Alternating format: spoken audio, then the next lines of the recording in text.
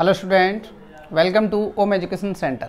आज हम पढ़ेंगे 10th क्लास की मैथ की एक्सरसाइज नंबर 3.7 का पार्ट 3। पार्ट 1 और 2 इसके करा चुके हैं, जिसके लिंक आपको पूरी प्लेलिस्ट के लिंक आपको डिस्क्रिप्शन में मिल जाएगी। ठीक है स्टूडेंट, वहाँ जाकर आप वो सारी वीडियो देख सकते हैं। तो स्टूडेंट, जहाँ तक हमने करा दिए हैं पार्ट 2 में, उससे आगे के क्वेश्चन हम पार्ट 3 में कवर करेंगे। चलिए चलते हैं बोर्ड पर और पहले इसको समझते हैं क्वेश्चन को। क्वेश्चन क्या है देखिए, क्वेश्चन नंबर 5 है। 4 तक हम करा चुके हैं, क्वेश्चन नंबर 5 को देखेंगे। क्वेश्चन नंबर 5 कह रहा है कि एक त्रिभुज ABC में angle C equal angle B। ठीक है, देखिए यहाँ क्वेश्चन को लिख दे रहे हैं। ठीक है, क्वेश्चन को लिख लें। Angle C is equal to angle C equal angle C is equal to 3 angle B और इक्वल 2 ब्रैकेट में है angle A plus angle B। ठीक है, इस तरह से। तो ये हमें क्वेश्चन दिया गया है। अब इसको मैं ये बताना है कि एंगल ABC की वैल्यू निकालनी है। ठीक है, एक त्रिभुज के 3 कोण हैं ये, और इनकी हमें वैल्यू निकालनी है। ठीक है, तो देखिए यहाँ दिया गया है angle C equal to 3 angle B equal 2 bracket में A प्लस B। ठीक है, तो सबसे पहले अब ये चीज़ हमें पता है कि त्रिभुज के तीनों कोणों का योगफल कितना होता है 180। तो यहाँ देख लें, हम जानते हैं कि angle A plus angle B plus angle C equal 180। ठीक, 180 होता है। अब यहाँ पे दिए गए हैं कि एंगल C बराबर पहले दिया गया है 3 एंगल B। ठीक है, तो एंगल C बराबर यहाँ लिख देंगे कि एंगल C की जगह क्या लिखना है हमें 3B। तो बाकी सब यही रहेंगे, angle A plus angle B तो यही रहेगा। एंगल C की जगह में क्या लिखना है एंगल 3B, यानी 3 एंगल B इक्वल 180। ठीक है, ये डिग्री में है हालांकि। तो देखो अब यहाँ से एंगल A तो ये रहा, एंगल B 1 है और 3 ये हैं, कितने हो जाएंगे? तो ये हो जाएंगे 4 एंगल B और इक्वल में हो जाएगा ये 180। ठीक है, तो इसको हम ले लेंगे इक्वेशन फर्स्ट। ठीक है स्टूडेंट, ये हमारी होगी इक्वेशन फर्स्ट। अब इसी तरह से देखिए, फिर से देखिए पुनः कि angle A plus angle B plus angle C equal 180।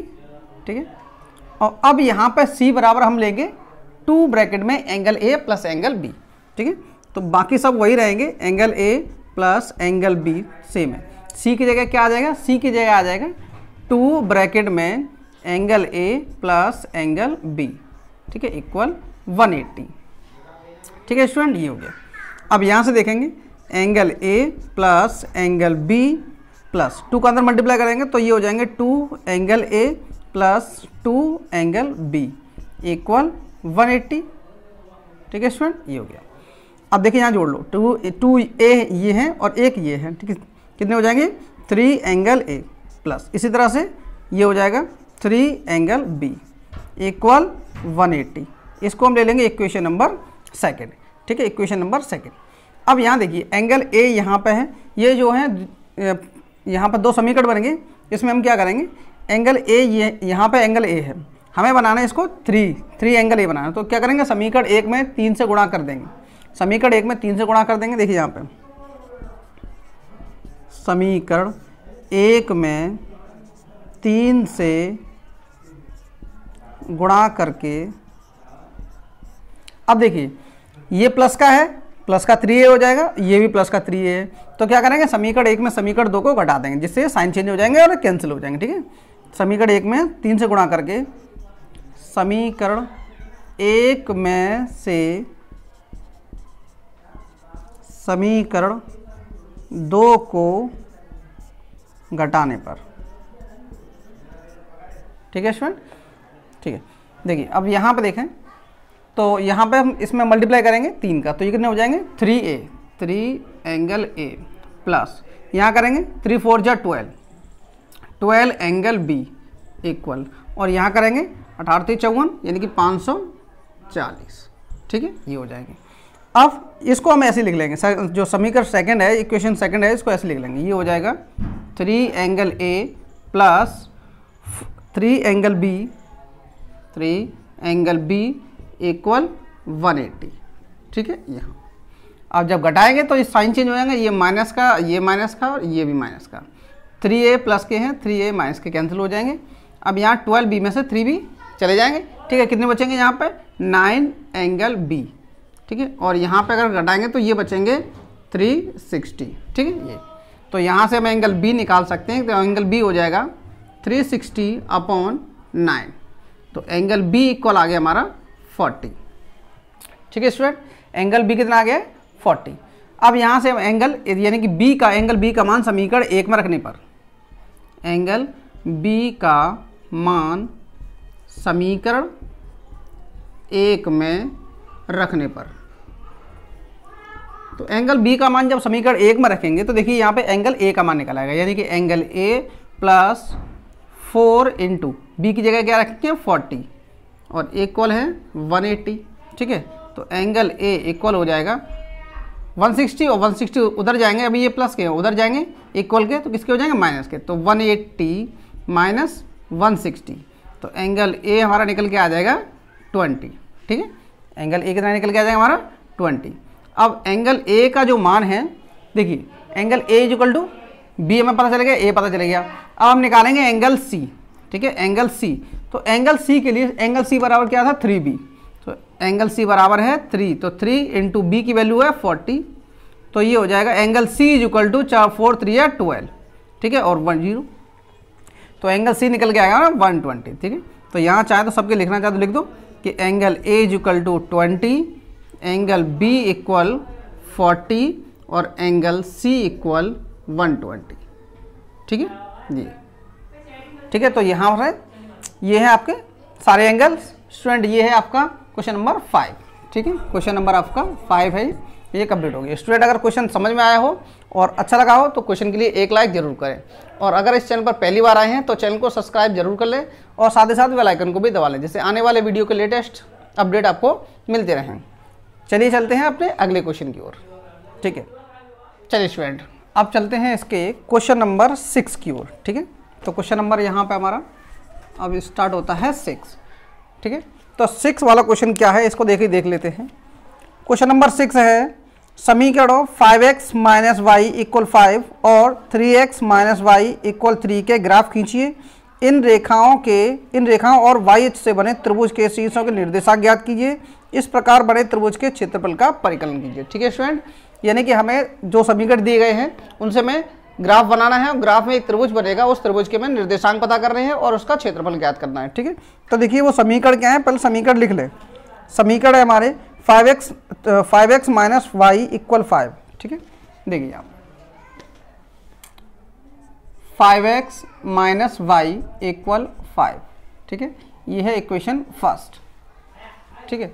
और यहाँ से ये जो दूसरा है 3x minus Y equal 3, 3x minus Y equal 3, ठीक है, ये है हमारा इक्वेशन नंबर 2।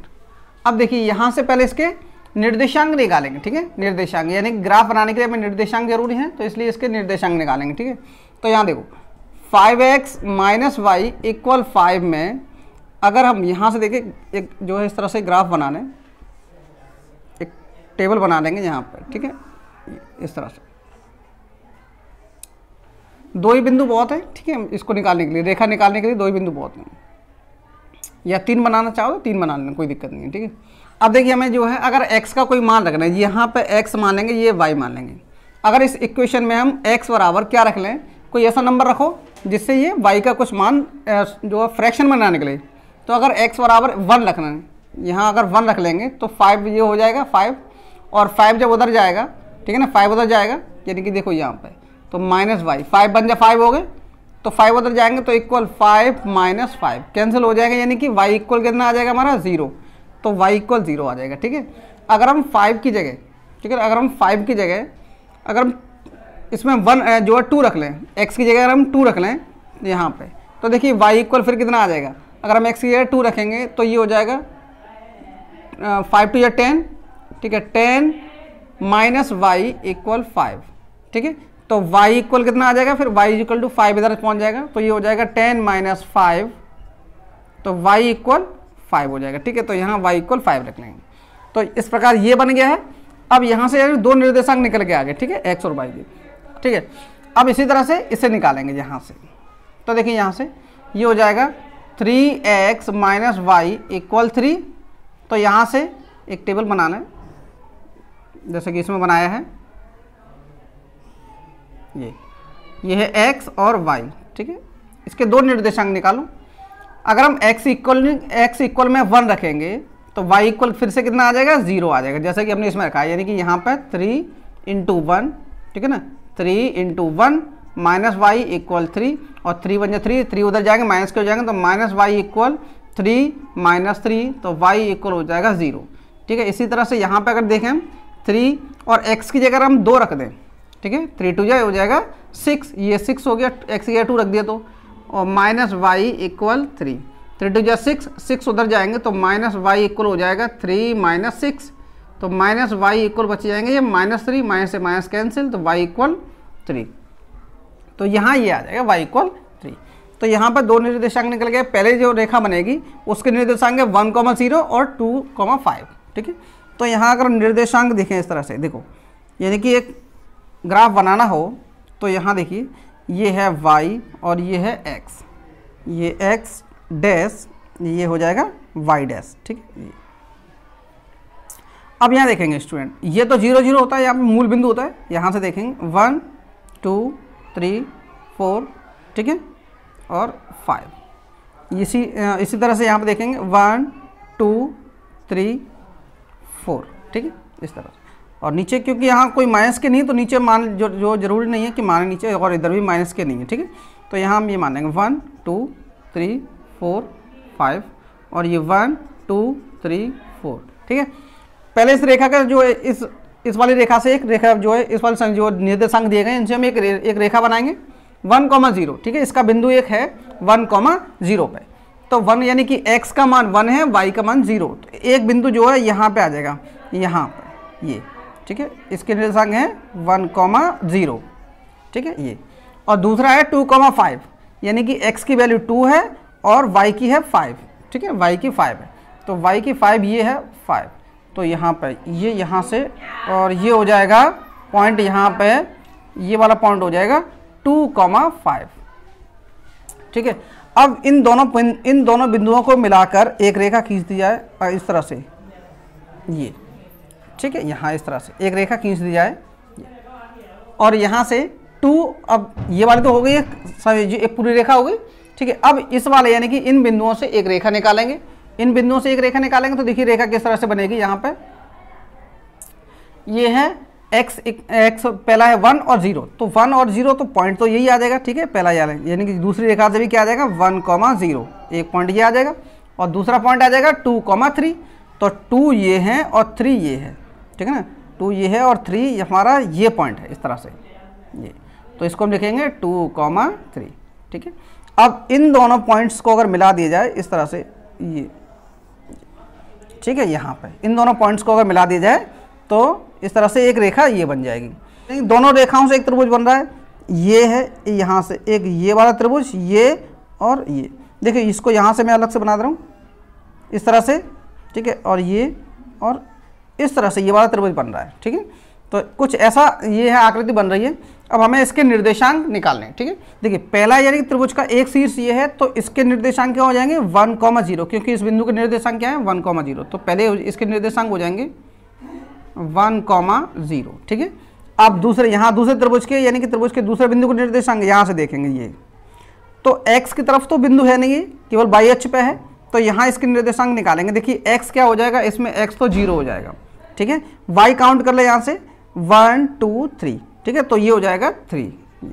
अगर आप रेखा जो है उस पर ग्राफ पे अगर आप अच्छे से बनाएंगे तो ये बिल्कुल फिक्स निकलेगा, ठीक है। यहाँ मेरे मार्कर से ये जो परफेक्शन नहीं आ रहा है, लेकिन आप ग्राफ पेपर पर बनाएंगे तो आपका अच्छे से निकल आएगा ये।